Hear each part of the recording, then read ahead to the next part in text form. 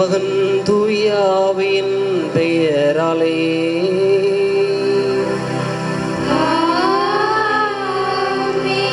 நம் ஆண்டவராகிய இயேசு கிறிஸ்துவின் அருளும் கடவுளின் அன்பும் தூயாவின் தோழமையும் உங்கள் அனைவரோடும் இருப்பதாக.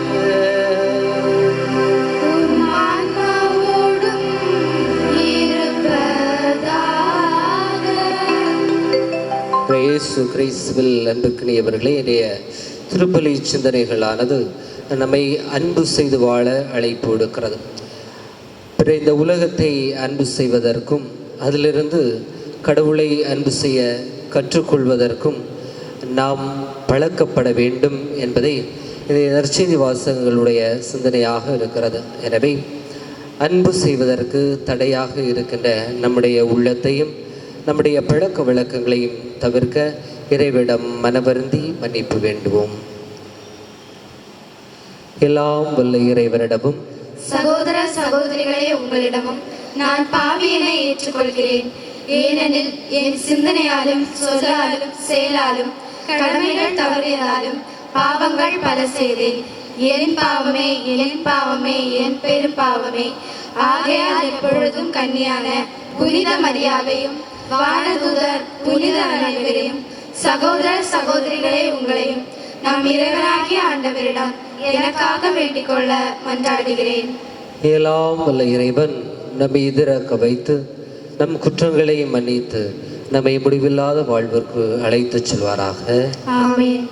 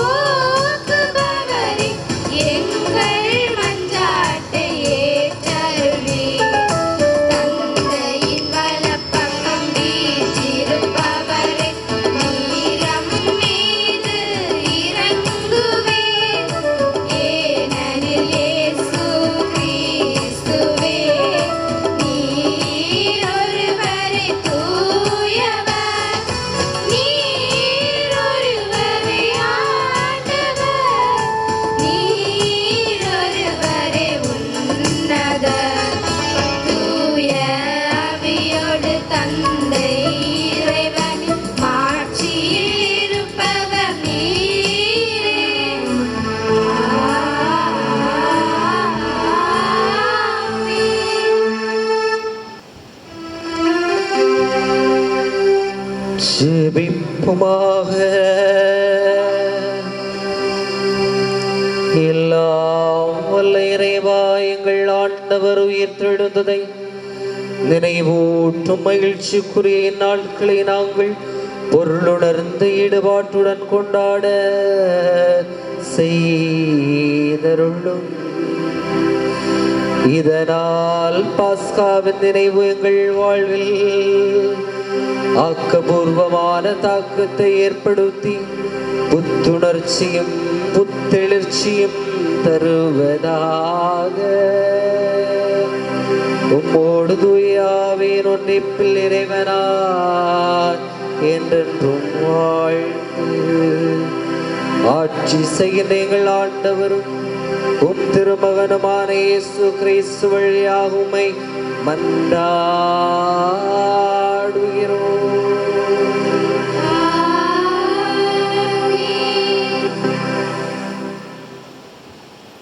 முதல் வாசகம்.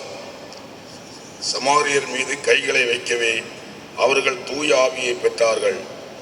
திருதூதர் பணிகள் நூலிலிருந்த வாசகம்.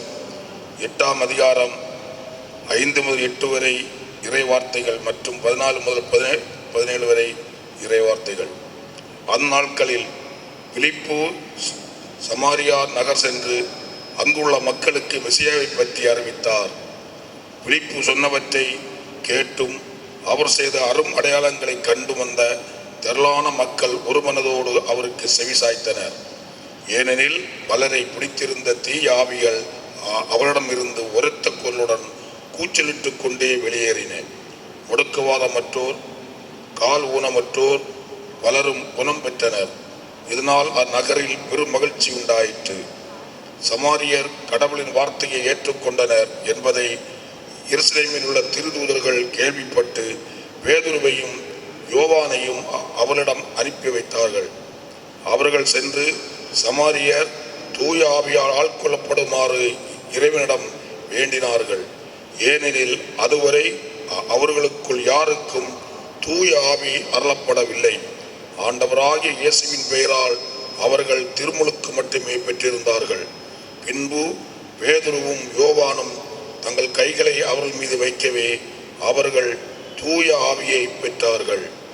இது ஆண்டவர் வழங்கும் அருள் வாக்கு. இறைவா உமக்கு நன்றி.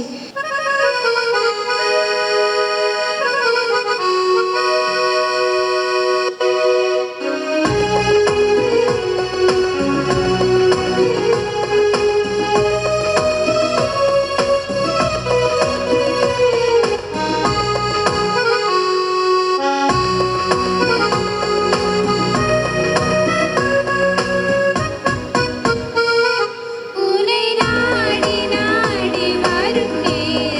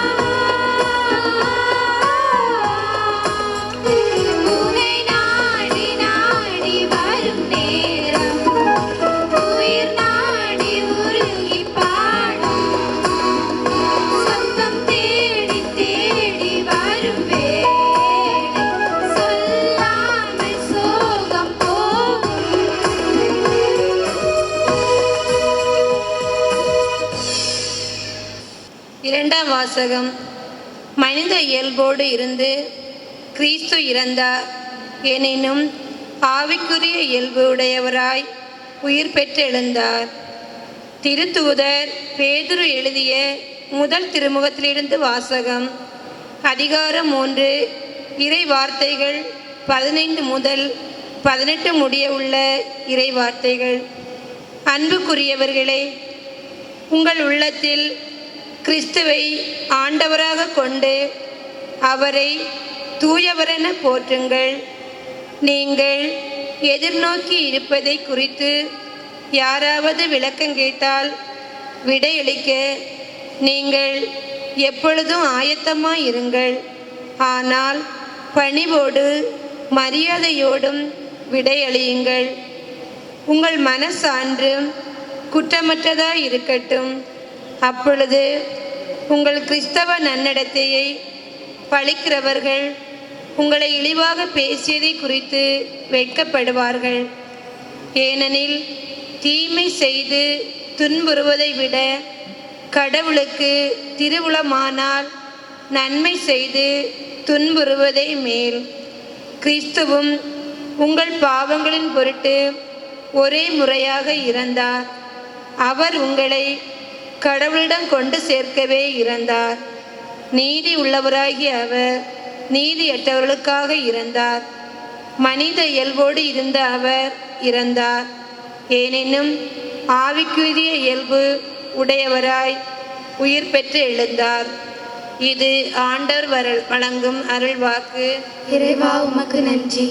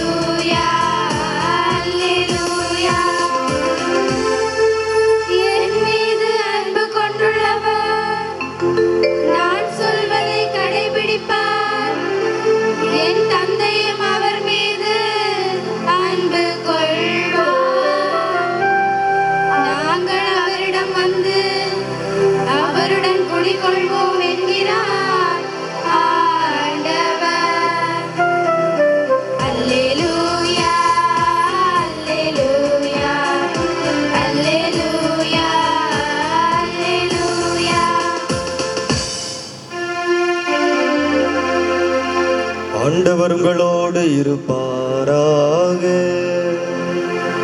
உம் ஆன்மாவோடும் இருப்பாராக. புனித யோவான் எழுதிய தூய நற்செய்தியிலிருந்து வாசகம். ஆண்டவரே மாட்சி உமக்கே. புனித யோவான் எழுதிய நற்செய்தி பிரிவு 14, இறை வார்த்தைகள் 15 முதல் 21 வரை.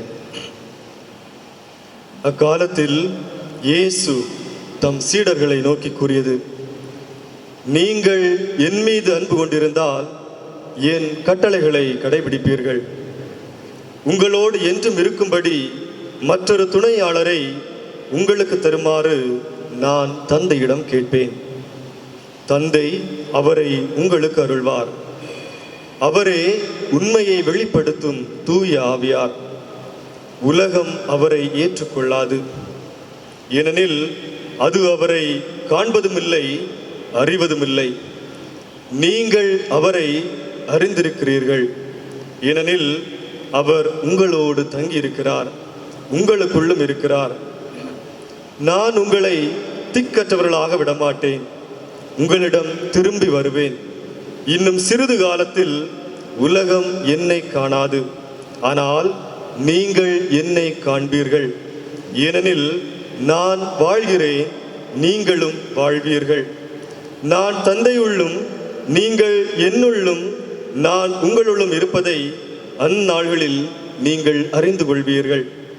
என் கட்டளைகளை ஏற்று கடைபிடிப்பவர் என் மீது அன்பு கொண்டுள்ளார். என் மீது அன்பு கொள்பவர் மீது தந்தையும் அன்பு கொள்வார். நானும் அவர் மீது அன்பு கொண்டு அவருக்கு என்னை வெளிப்படுத்துவேன். இது வாழ்வு தரும் கிறிஸ்துவின் நற்செய்தி. கிறிஸ்துவே உமக்கு புகழ்.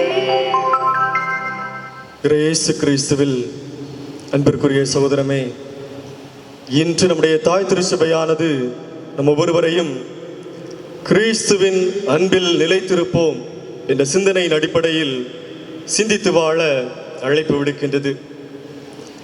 இயற்கையாகவே மனிதர்களாகிய நாம் ஒவ்வொருவரும் அன்பினால் கட்டியெழுப்பப்பட்டவர்கள், அன்பினால் நம்முடைய வாழ்க்கையை வாழ்ந்து கொண்டிருப்பவர்கள். எனவே நாம் குடும்பம் என்ற உறவுகளாலும், நண்பர்கள் என்ற உறவுகளாலும், சமூகம் என்ற உறவுகளாலும் ஒருவரை ஒருவர் புரிந்து கொண்டு ஏற்றுக்கொண்டு அன்பு செய்து வாழ்ந்து வருகின்றோம். இவ்வாறு நம்மை அன்பு செய்யவும் நாம் பிறரை அன்பு செய்யவும் இங்கு ஆயிரக்கணக்கான மக்கள் இருக்கின்றார்கள். இந்த தருணத்தில் நம்மிடையே ஒரு கேள்வி எழலாம். கடவுளை நாம் அன்பு செய்ய வேண்டுமா அல்லது கடவுளுடைய அன்பில் நிலைத்திருக்க வேண்டுமா என்ற ஒரு கேள்வி நம்மிடம் எழலாம். இன்னும் அழுத்தமாக கூறினால், நான் ஏன் கடவுளுடைய அன்பில் நிலைத்திருக்க வேண்டும்? நான் எதற்கு கடவுளுடைய அன்பில் நிலைத்திருக்க வேண்டும்? நான் எப்படி கடவுளுடைய அன்பில் நிலைத்திருக்க வேண்டும்? ஏன், எதற்கு, எப்படி? இந்த கேள்விகள் நம்மை சற்று துளைக்கலாம். ஏன் கிறிஸ்துவின் அன்பில் நிலைத்திருக்க வேண்டும் என்பதை திருக்குறள் மிக அழகாக கூறுகின்றது. அன்புடைமை என்ற பகுதியில் இவ்வாறு ஒரு குறள் சொல்லப்படுகிறது. அன்பிலார் எல்லாம் தமக்குரிய, அன்புடையார் என்பும் உரியர் பிறர்க்கு. ஆம் அன்பு சகோதரமே, அன்பு இல்லாதவர் அனைத்தையும் தமக்கே உரிமையாக்கிக் கொள்வார். ஆனால் அன்புடையவரோ தம்முடைய உடலையும் பிறர்க்கென உரிமையாக்கி வாழ்வர். இத்தகைய விளக்கத்திற்கு எடுத்துக்காட்டாக ஒரு மனிதர் வாழ்ந்தார் என்றால் அது நிச்சயமாக ஆண்டவர் இயேசு கிறிஸ்துவாகத்தான் இருக்க முடியும். ஆண்டவர் இயேசு கிறிஸ்து நமக்காக தன்னை கையளித்த நிகழ்வை நாம் விவிலியத்தில் தெளிவாக பார்க்க முடியும். அதே போன்று மத்தேயு பிரிவு 18 இறை வார்த்தை 12 முதல் 14 வரை நாம் தெளிவாக பார்க்க முடியும். ஒருவருக்கு இருக்கும் 100 ஆடுகளுள் ஒன்று காணாமல் போய்விட்டால், ஒருவருக்கு இருக்கும் 100 ஆடுகளுள் ஒன்று காணாமல் போய்விட்டால் அவர் 99 ஆடுகளையும் தனியே விட்டுவிட்டு காணாமல் சென்ற அந்த ஆட்டை தேடி செல்வார். ஆம், அவர் 99 ஆட்டை குறித்து மகிழ்ச்சி அடைவதை விட அவர் அந்த தவறி சென்ற ஆட்டை குறித்து மகிழ்ச்சி அடைவது அதிகமாகும். ஏனென்றால் கடவுள் நாம் யாவரும் நெறி தவறி செல்லக்கூடாது என்பதில் மிக தெளிவாக இருக்கின்றார்.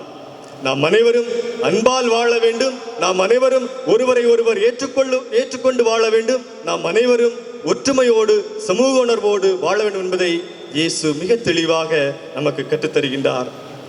சகோதரமே, அலெக்சாண்டருடைய வாழ்க்கையை பார்க்கின்ற பொழுது மாவீரன் அலெக்சாண்டர் தன்னுடைய சிப்பாய்களோடு டேரியஸை வெற்றி கொள்ள செல்கின்றார். நெடுந்தூர பயணம், நீண்ட பயணம் செல்கின்ற பொழுது அவர்களுக்கு குடிப்பதற்கு, தாகம் தீர்ப்பதற்கு தண்ணீர் கிடைக்கவில்லை. அவர்கள் அனைவரும் மிகுந்த களைப்போடு அங்கே அமர்ந்திருக்கின்றனர். இந்த நேரத்தில் மாசிடோனியாவிலிருந்து மக்கள் வருகின்றார்கள். அவர்கள் தங்களுக்கு தேவையான நீரை மட்டும் கொண்டு வருகின்றார்கள். இந்த தருணத்தில் அவருடைய நீரானது சிப்பாய்களுக்கு போதுமானதாக இருக்க முடியாது. எனவே சிப்பாய்களுடைய வேண்டுதலின் பேரில் தன்னுடைய தலைவர் மாவீரன் அலெக்சாண்டருக்கு ஒரு குவளை நீரானது கொடுக்கப்படுகிறது. மாவீரன் அலெக்சாண்டர் அதை மிகுந்த ஆவலோடு பெற்றுக்கொள்கின்றார். ஏனென்றால் தாகம். அதை குடிப்பதற்கு முன்பாக தன்னுடைய சிப்பாய்களை உற்று நோக்குகின்றார். அப்பொழுது அனைத்து சிப்பாய்களும் தன்னை பார்த்து கொண்டிருக்கின்றார்கள். காரணம் என்னவென்றால், நமக்கும் தண்ணீர் கிடைக்காதா என்ற ஒரு ஆவல், என்ற ஒரு நோக்கம். அப்பொழுது மாவீரன் அலெக்சாண்டர் ஒரு முடிவெடுக்கிறார். இந்த குவளை நீரை நான் மட்டும் இப்பொழுது அருந்தினால் நிச்சயமாக நான் இதயம் மற்றவனாக மாறிவிடுவேன். நான் இதயமற்றவனாக மாறிவிடுவேன். இந்த வார்த்தையானது சிப்பாய்களை வெகுவாக கவர்ந்தது. எனவே களைப்பில் இருந்த சிப்பாய்கள் தாங்கள் நல்ல ஒரு மன வலிமையோடு, புதிய ஒரு ஆற்றலோடு, அவர்கள் வீரத்தோடு அவர்கள் தாங்கள் போராட புறப்பட்டு சென்றார்கள். இறுதியாக வெற்றியோடு திரும்பி வந்தார்கள். அன்பு சகோதரமே, ஒரு அன்பு வாழ்வை கொடுக்கக்கூடியது, அன்பு வலிமையை கொடுக்கக்கூடியது, அன்பு ஒரு மனிதனுக்கு வெற்றியை கொடுக்கக்கூடியது. இவ்வாறு இருக்கையில் யோவான் பிரிவு 8ஆம் அதிகாரத்தில் நாம் பார்க்கின்ற பொழுது அங்கு விபச்சாரத்தில் பிடிபட்ட பெண்ணை இயேசுவிடம் கொண்டு வருகின்றார்கள். மறைநூல் அறிஞர்கள் 2 நோக்கத்தோடு இயேசுவை அணுகி வருகின்றார்கள். முதலாவதாக இயேசுவை அவர்கள் ஏதாவது ஒரு பிரச்சனைக்குள்ளாக்க வேண்டும். இரண்டாவதாக அந்த பாதிக்கப்பட்ட பெண் நிச்சயமாக தண்டிக்கப்பட வேண்டும். இந்த 2 சிந்தனைகளோடு அவர்கள் இயேசுவை நோக்கி வருகின்றார்கள். அவருடைய பேச்சுகள் அனைத்தையும் இயேசு உற்று நோக்கி கவனிக்கின்றார். இறுதியாக இயேசு சொல்கின்றார், உங்களிடையே பாவம் இல்லாதவர் இந்த பெண் மேல் கல்லெறியட்டும் என்று. இந்த வார்த்தையை கேட்டவுடன் அனைத்து மக்களும் கற்களை போட்டுவிட்டு ஒருவர் பின் ஒருவராக சென்று விடுகிறார்கள். இறுதியாக இயேசு சொல்கிறார், அம்மா, நானும் தீர்ப்பிடவில்லை, நீர் போகலாம். அன்புக்குரியவர்களே, இயேசு பாவிகளை நேசித்தார். இயேசு பாவிகளை அன்பு செய்தார். இயேசு கைவிடப்பட்ட மக்களை நேசித்தார். கைவிடப்பட்ட மக்களை அன்பு செய்கிற நிகழ்வை நாம் இந்த நிகழ்வின் வழியாக பார்க்க முடிகின்றது. எனவே நாம் அனைவரும் கிறிஸ்துவின் அன்பில் நிலைத்திருக்க கடமைப்பட்டிருக்கின்றோம். இரண்டாவதாக, நாம் எதற்காக கிறிஸ்துவுடைய அன்பில் நிலைத்திருக்க வேண்டும்? நாம் படித்தவர்களாக இருக்கலாம், நாம் பட்டம் பெற்றவர்களாக இருக்கலாம், நாம் ஞானமுள்ளவர்களாக இருக்கலாம், அல்லது நாம் விஞ்ஞான அறிவுள்ளவர்களாக இருக்கலாம், நாம் செல்வந்தர்களாக இருக்கலாம், அல்லது சொல் வல்லமை உள்ள மக்களாக இருக்கலாம். ஆனால் எவை அனைத்தும் இருந்தாலும் அன்பு இல்லையே நாம் ஒன்றுமில்லை. அதைத்தான் 1 கொரிந்தியர் பிரிவு 13 மிக தெளிவாக கூறுகின்றது. நான் மானிடரின் மொழிகளிலும் வானதுதரின் மொழிகளிலும் பேசினாலும் அன்பு எனக்கு இல்லையே ஒலிக்கும் வெண்கலமும் ஓசைடும் தாளமும் போலாவே. அன்பு சகோதரமே, நம்மிடம் அன்பு இல்லை என்றால் நிச்சயமாக நாம் நல்ல மக்களாக, அன்புள்ள மக்களாக, உறவுள்ள மக்களாக வாழ முடியாது என்பது தெளிவாகிறது. இதைத்தான் முதல் வாசகம் மிக அருமையாக விவரிக்கின்றது. அந்நாள்களில் பிலிப்பு சமாரிய மக்களுக்கு சென்று மெசியாவை அறிவிக்கின்றார். அங்கே மெசியாவை அறிவித்த பிறகு மக்கள் அனைவரும் ஒரே மனதோடு ஒன்றாக கூடி வருகின்றார்கள். கூடி வந்த மக்கள் கடவுளுடைய அன்பையும் கடவுளுடைய வல்லமையும் ஆசீர்வாதங்களையும் நிறைவாக பெறுகின்றார்கள். அதைத்தான் முதல் வாசகம் கூறுகின்றது. பலரை பிடித்திருந்த தீய ஆவிகள் அவர்களிடமிருந்து வெளியேறின. முடக்குவாதமுற்றோர், கால் ஊனமுற்றோர் பலரும் குணம் பெற்றனர். அன்பு சகோதரமே, கடவுள் மீது நாம் அன்பு கொண்டால் நிச்சயமாக நாம் ஒரே மனதுள்ள மக்களாக நாம் வாழ முடியும். கடவுள் மீது அன்பு கொண்டால் நாம் நிச்சயமாக அவரிடமிருந்து அருள் கொடைகளையும் ஆசீர்வாதங்களையும் வளங்களையும் வரங்களையும் நிறைவாக பெற முடியும். இதன் வழியாக இந்த வாசகத்தில் குறிப்பிடப்படுகின்றது, அந்த அந்நகரில் பெரும் மகிழ்ச்சி உண்டாயிற்று. அன்பு சகோதரமே, அன்பிற்கு குடும்பமாக வாழுகின்ற நல்ல ஒரு பண்பு உண்டு. அன்பினால் நாம் நல்ல அருள் வளங்களையும் அருள் கொடைகளையும் இறைவனிடமிருந்து பெற முடியும். மூன்றாவதாக, அதன் வழியாக நாம் மகிழ்ச்சி உள்ள மக்களாக மாற்றப்படுகின்றோம்.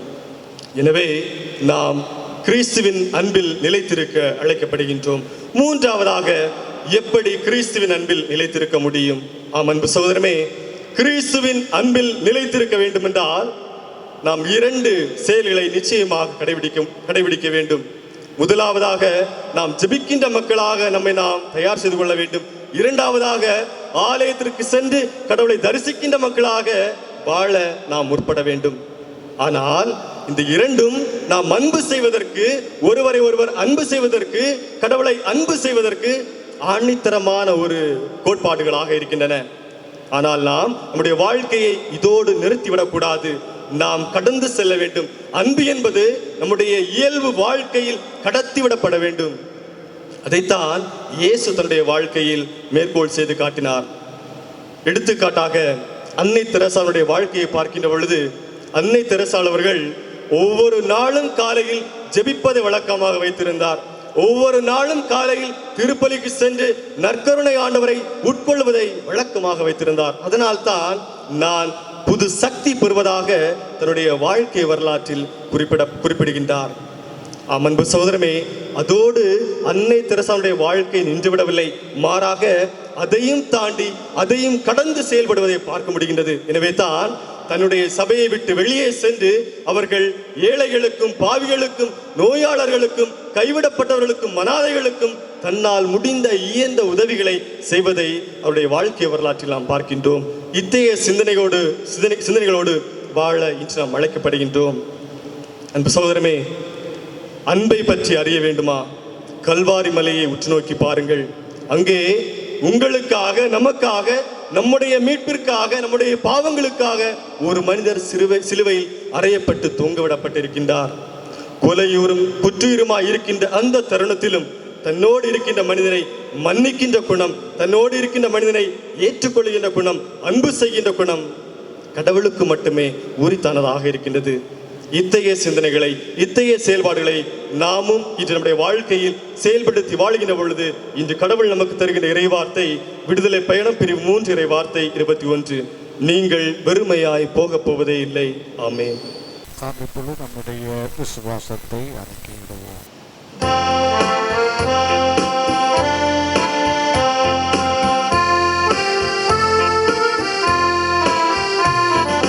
விண்ணையும் மண்ணையும் படைத்தவரா கடவுள் ஒருவர் இருக்கின்றார். தந்தை, மகன், தூய ஆவியராய் ஒன்றாய் வாழ்வோரை நம்புகிறேன். தூய ஆவியின் வல்லமையால் இறைமகன் நமக்காய் மனிதரானார். கன்னி மரியிடம் பிறந்தவராய் இயேசுவை உறுதியாய் நம்புகிறேன். பிலாத்துவின் ஆட்சியில் பாடுபட்டார். சிலுவையில் இறந்து அடக்கப்பட்டார். 3ஆம் நாளில் உயிர்த்தெழுந்தார். இறப்பின் மீதே வெற்றி கொண்டார். விண்ணகம் வாழும் தந்தையிடம் அரியணை கொண்டு இருக்கின்றார். உலகம் முடியும் காலத்திலே நடுவராய் திரும்பவும் வந்திடுவார். தூய ஆவியாரை நம்புகிறேன். பாரினில் அவர் துணை வேண்டுகிறேன். பாவ மன்னிப்பில் தூய்மை பெற்று பரிகார வாழ்வில் நிலைத்திடுவேன். திரு அவை உரைப்பதை நம்புகிறேன். புனிதர்கள் உறவை நம்புகிறேன். உடலின் உயிர்ப்பை, நிலை வாழ்வை உறுதியுடனே நம்புகிறேன். ஆமென். ஆமென். கிறிஸ்தேசுவில் அன்புமிக்கவர்களே, கொடிய நோயினால் பாதிக்கப்பட்டவர்களாக, கொரோனா வைரஸ் என்கிற தொற்று நோயினால் பாதிக்கப்பட்டவர்களாக தனிமைப்படுத்தப்பட்டு வாழ்ந்து கொண்டிருக்கின்ற இந்த காலகட்டத்திலே நாம் எல்லாரும் எந்த விதமான வேறுபாடுகளின்றி, சாதிகளோ, சமயங்களோ, மொழிகளோ என்று வேறுபாடுகளின்றி நாம் ஒருவருக்கு ஒருவர் சிறப்பான முறையில் தாழ்ந்து பணிந்து நம்முடைய கடவுளிடத்திலே நாம் வேண்டிக் கொள்வோம். எங்களை படைத்து பராமரித்து ஆசீர்வதித்து அருள்வளங்களை பொழிகின்ற எங்கள் அன்பு நல்ல ஆண்டவரே, கடவுளே, உம் பாதமடைந்து வேண்டுகின்றோம். எங்கள் எல்லா குடும்பங்களையும் நிறைவான முறையில் ஆசீர்வதித்தருள்வீராக. குடும்பங்களிலே வாழ்கின்ற பெற்றோர்களை கடவுளை ஆசீர்வதித்தருளும். பிள்ளைகளை ஆசீர்வதித்தருளும். உற்றார் உறவுகளை ஆசீர்வதித்தருளும். வேலை இல்லாமலும் பசியாலும் பட்டினியாலும் வாழ்ந்து கொண்டிருக்கின்ற வேளைகளே கடவுளே, விரைவாக இந்த கொடிய நோயிலிருந்து நாங்கள் விடுதலையடைய பெற்று முற்றிலுமாக நீங்க பெற்று பழைய நிலைமை பெற்று நாங்கள் சீராக சிறப்பாக வாழ வேண்டிய அருளை எங்கள் அனைவருக்கும் வழங்குவீராக. கடவுளே, எங்கள் பங்கு மக்களை ஆசிர்வதித்தருளும். அனைத்து அமைப்புகளையும் ஆசிர்வதித்தருளும். இன்னும் பல்வேறு தொழில் வியாபாரங்கள் பணி செய்கின்ற எல்லா மக்களையும் ஆசிர்வதித்தருளும். இது நிலையிலிருந்து மாறுபட்டு நாங்கள் சகநிலை பெற்று நாங்கள் ஒவ்வொருவரும் வேலை வாய்ப்பினை பெற்று நல் வாழ்வு வாழ எங்களுக்கு வரமல்வீராக. கடவுளை இன்றைய திருப்பலியின் மையச் செய்தியாக அன்பு கொண்டு வாழ வேண்டும், அன்பு செய்து வாழ வேண்டும், அன்பை நாம் பிறருக்கு பகிர வேண்டும் என்று நாங்கள் மறைவுரை வழியாக நாங்கள் கேட்டு அறிகின்றோம். ஆம், எங்கள் ஆண்டவரே, இன்றைய நற்செய்தியிலே யோவான் எழுதிய நற்செய்தி பிரிவு 14 இறை வார்த்தைகள் 15 முதல் 16 வரை உள்ள வார்த்தை நாங்களே கேட்கிறோம் என்றால், நீங்கள் அன்புள்ளவர்களாக வாழுங்கள். ஆக நீங்கள் அன்புள்ளவர்களாக வாழ்ந்தால் என் கட்டளைகளை நீங்கள் கடைபிடிப்பீர்கள். அப்படி என்றால் நான் உங்களுக்காக என் தந்தையிடம் வரங்கள் கேட்பேன் என்று நாங்கள் அறிகின்றோம். ஆமாண்டவரே, நாங்கள் ஒருவரை அன்பு செய்ய வேண்டும். அன்பு செய்வதோடு மட்டுமல்லாமல் உமது கட்டளைகளை நாங்கள் கடைபிடிக்க வேண்டும். அதுவே அன்பாக இருக்கின்றது. அந்த அன்பை வெளிப்படுத்துகின்ற நல்ல எண்ணங்கள், மன்னிக்கின்ற குணங்கள், பகிர்கின்ற குணங்கள், நன்மை செய்கின்ற குணங்கள் என்றெல்லாம் நாம் பார்க்கின்றோம். அவைகளை நாங்கள் முழுமையாக ஏற்றுக்கொண்டு நாங்கள் வாழ எங்களுக்கு அருள் தருவீராக. நாங்கள் குற்றமற்றவர்களாக பிறருக்கு எந்த விதமான தீமையை செய்யாது நல்ல வாழ்க்கை வாழ அருள்வீராக. பழி வாங்குகின்ற எண்ணங்கள், தீமை செய்கின்ற எண்ணங்கள், பிறரை கெடுக்கின்ற எண்ணங்கள் எல்லாம் தவிர்த்து நாங்கள் இந்த காலத்திலே நாங்கள் ஒருவர் அன்பு செய்வதோடு நாங்கள் பிறருக்கு நன்மை செய்து பகிர்ந்து வாழ வேண்டிய அருளை தர வேண்டும் என்று எங்கள் ஆண்டவர் ஆகிய கிறிஸ்து வழியாக உம்மை மன்றாடுகின்றோம்.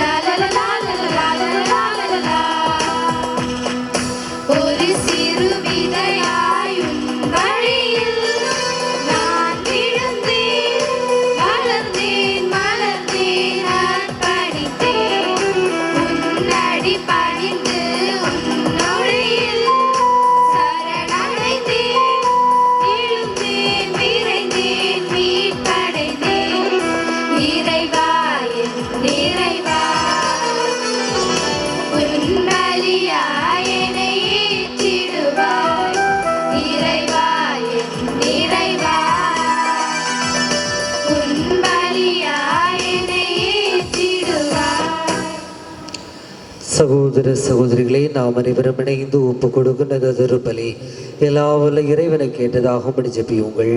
ஆண்டவர் தமது பெயரின் புகழ்ச்சிக்காகவும் மாட்சிக்காகவும் நமது நன்மைக்காகவும் புனித திரு அவையின் அனைத்து நலனுக்காகவும் உமது கையிலிருந்து இப்பலியை ஏற்றுக்கொள்வாராக. இறஞ்சுவோருக்கு இறங்கிடும் இறைவா, நாங்கள் அளிக்கும் இக்காணிக்கைகளுடன் எங்கள் வேண்டுதல்களும் உம்மை நோக்கி எழுவனவாக. உமது இரக்கத்தால் நாங்கள் தூயவராகி உமது அன்பு பெருக்கின் அடையாளமான இத்திருவருட் சாதனத்தை நன்றி உணர்வுடன் கொண்டாட செய்தருளும். எங்கள் ஆண்டவராகிய கிறிஸ்து வழியாக உம்மை மன்றாடுகிறோம்.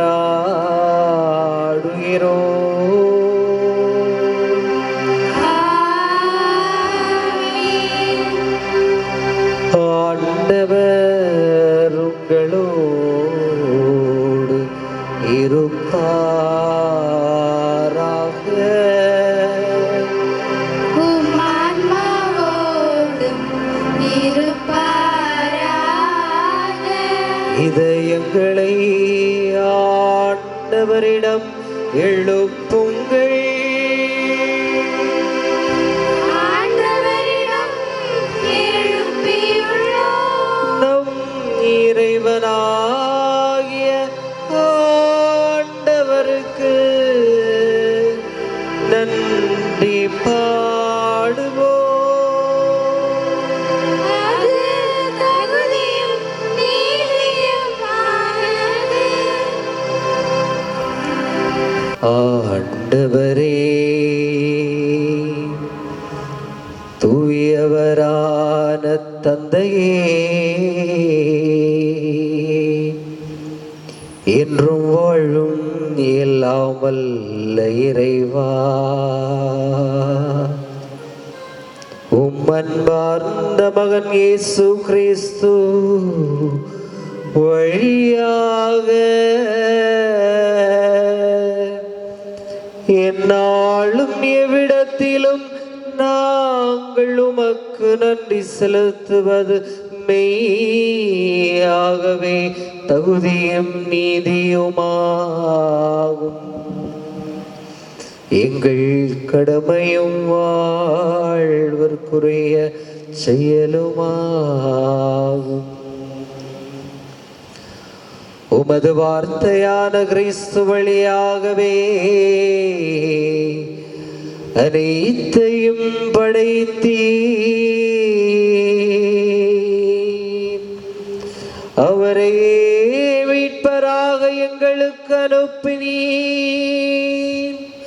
அவர் தூய ஆவியினால் உடலெடுத்து கன்னிமரியாளிடமிருந்து பிறந்தார். அவர் உமது திருவுளத்தை நிறைவேற்றி புனித மக்களை உமக்கு பெற்றுத்தர தம் கைகளை விரித்து பாடுபட்டார். அவர் சாவை வென்று உயிர்ப்பு உண்டன விளங்கச் செய்தார். ஆகவே நாங்கள் வானதூதர் புனிதர் அனைவரோடும் சேர்ந்து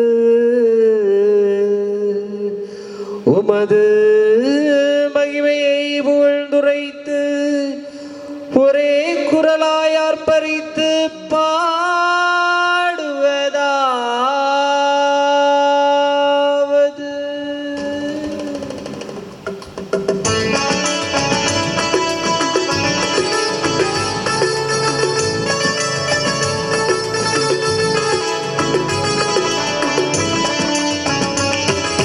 தூயவர் தூயவர் தூயவர் தூயவர் தூயவர்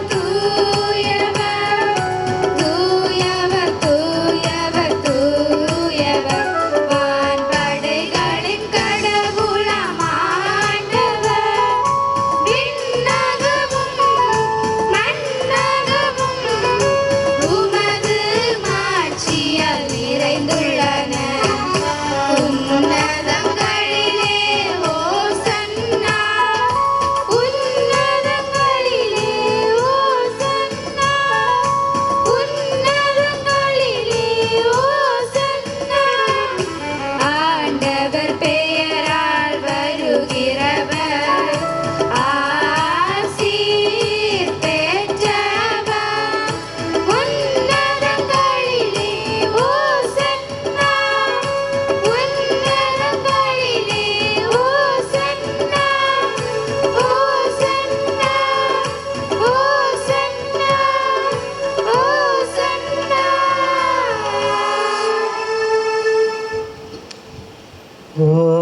வானகத் தந்தையே,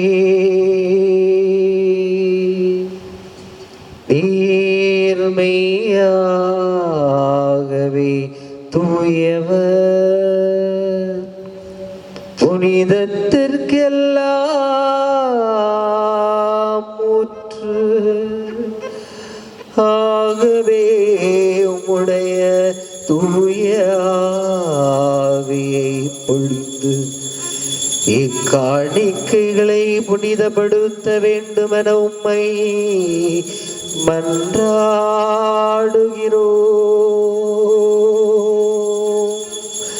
இவ்வாறு எங்கள் ஆண்டவர் இயேசு கிறிஸ்துவின் திருவுடலும் திரு இரத்தமுமாக எங்களுக்கு இவை மாறுவனவாக.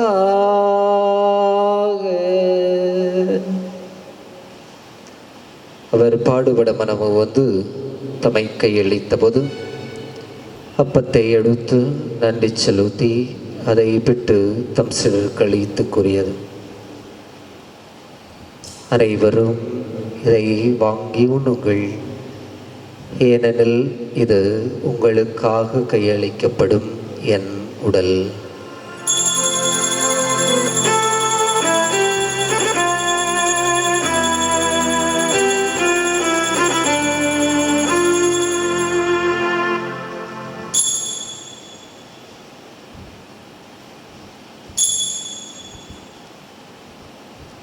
அவ்வண்ணமே உணவருந்தியவன் கிணத்தையும் எடுத்து நன்றி செலுத்தி தம் சீடருக்கு அளித்து கூறியதாவது, அனைவரும் இதை வாங்கி பருகுங்கள், ஏனெனில் இது புதிய நித்திய உடன்படிக்கைக்கான என் இரத்தம், இது பாவ மன்னிப்புக்கென்று உங்களுக்காகவும் எல்லாருக்காகவும் சிந்தப்படும். இதை என் நினைவாக செய்யுங்கள்.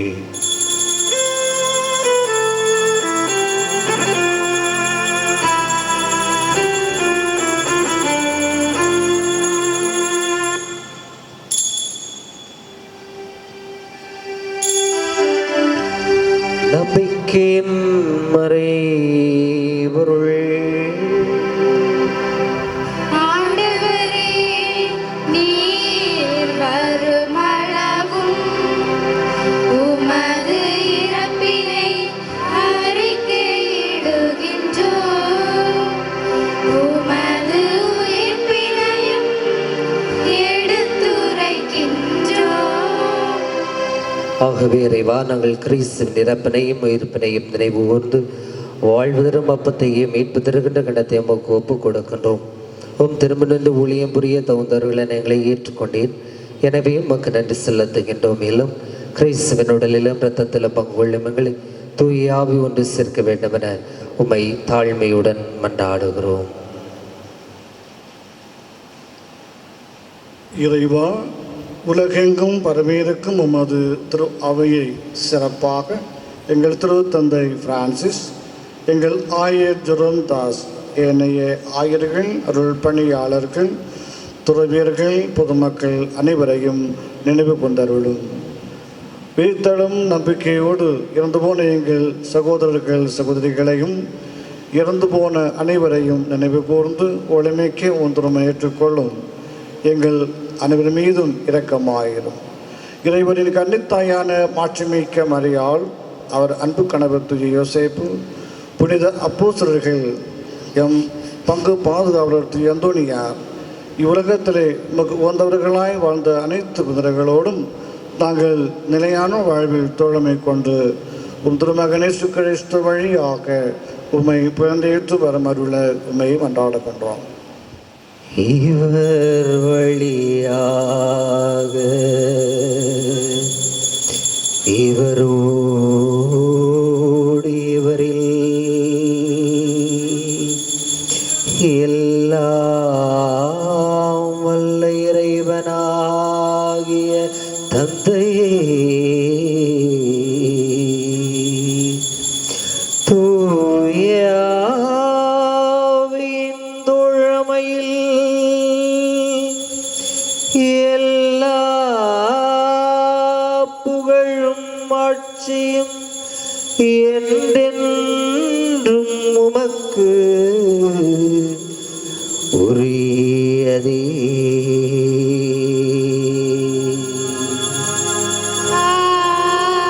ஆமென், ஆமென், ஆமென்.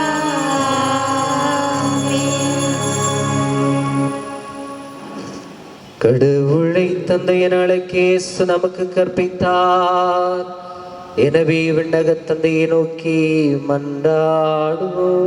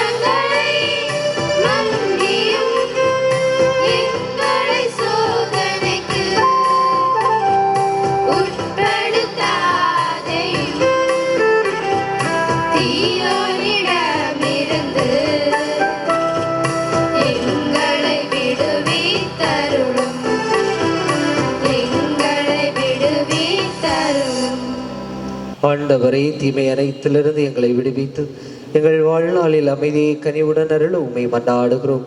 உமது இரக்கத்தின் உதவியால் நாங்கள் பாவத்திலிருந்து எப்போதும் விடுதலை பெற்று யாதொரு கலக்கமுமின்றி நலமாயிருப்போமாக.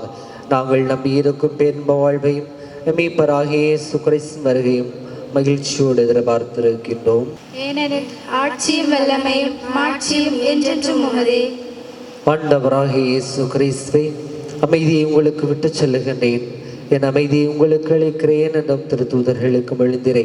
எங்கள் குற்றங்களை பாராமல் உமது திருச்சபை நம்பிக்கையை கண்ணோக்கி எங்களுக்கு அமைதியையும் ஒற்றுமையும் அளித்தருள திருவிழம் கொள்வீராக. என்றென்று வாழ்ந்து ஆட்சி செய்கின்றவர் நீரே. ஆமென். ஆண்டவருடைய அமைதி உங்கள் அனைவரோடும் என்றும் இருப்பதாக. உம் ஆன்மாவோடும் இருப்பதாக. ஒருவருக்கொருவர் உறவின் வாழ்த்துக்களை அறிவித்து மகிழ்வோம்.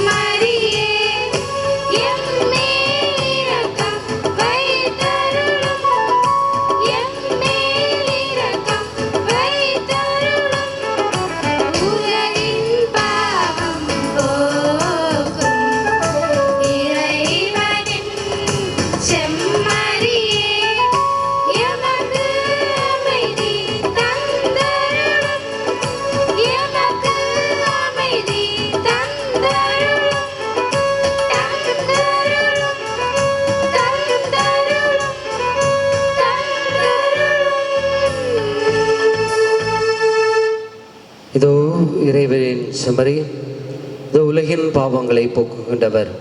செம்மறியின் விருந்திற்கு அழைக்கப்பட்ட நாம் எல்லோருமே பேறு பெற்றவர்கள். ஆண்டவரே, நீர் என் உள்ளத்தில் எழுந்தருள நான் தகுதியற்றவள். ஆனால் ஒரு வார்த்தை மட்டும் சொல்லியருளும், எனது ஆத்மா நலமடையும்.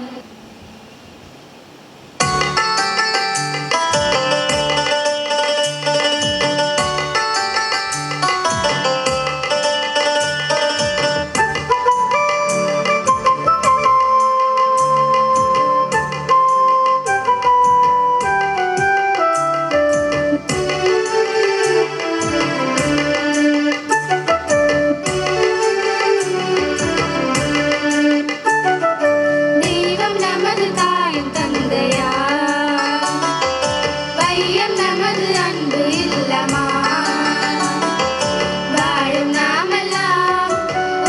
குடும்பமாய் வாழும் நாமெல்லாம் ஒரே குடும்பமாய் ஆளுவோம் உலகை அன்பின் சக்தியாய் தெய்வ அன்பின் சக்தியாய் தெய்வம் நமது தாயும் தந்தையா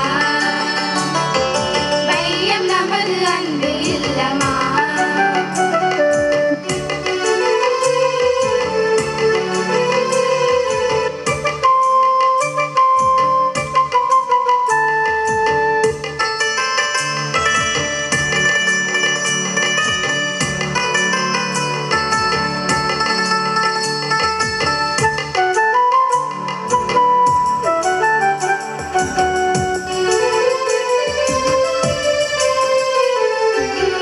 அழகிய உலகினில் அருமைய நாமெல்லாம் வாழும் நாளில் அன்பு வேத கீதம் இசைப்போம் ஒருவரை ஒருவர் மதித்திங்கு வாழ்ந்து ஒருமைப்பாடு நிலையில் நின்று பெருமை காணுவோம் உறவு ஒன்றுதான் உலகை இயக்குமே இந்த உண்மை உணர்ந்து நாம் உறவில் வளருவோம் உறவு ஒன்றுதான் உலகை இயக்குமே இந்த உண்மை உணர்ந்து நாம் உறவில் வளருவோம் தெய்வம் நமது தாயும் தந்தையா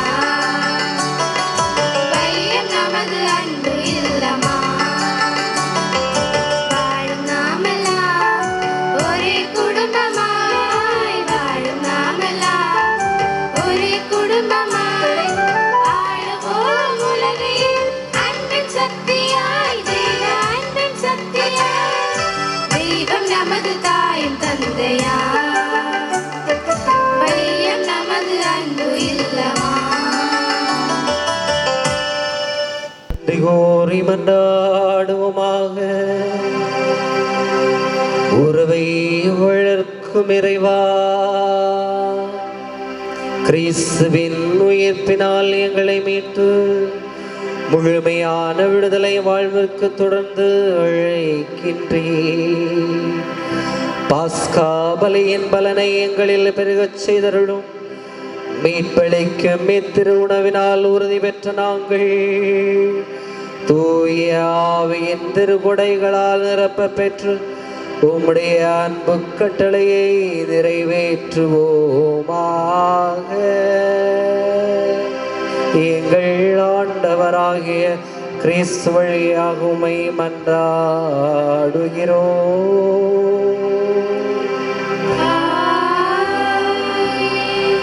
ஆண்டவர் உங்களோடு இருப்பாராக.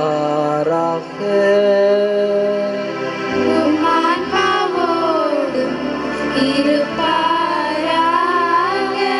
எல்லாம் வல்ல இறைவன் தந்தை மகன் தூய ஆவி உங்கள் அனைவரையும் நிறைவாக ஆசீர்வதிப்பாராக.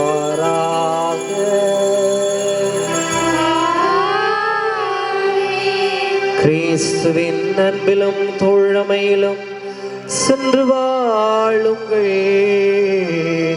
இறைவன் நம்மோடு வாழ்கிறார். அல்லேலூயா அல்லேலூயா அல்லேலூயா.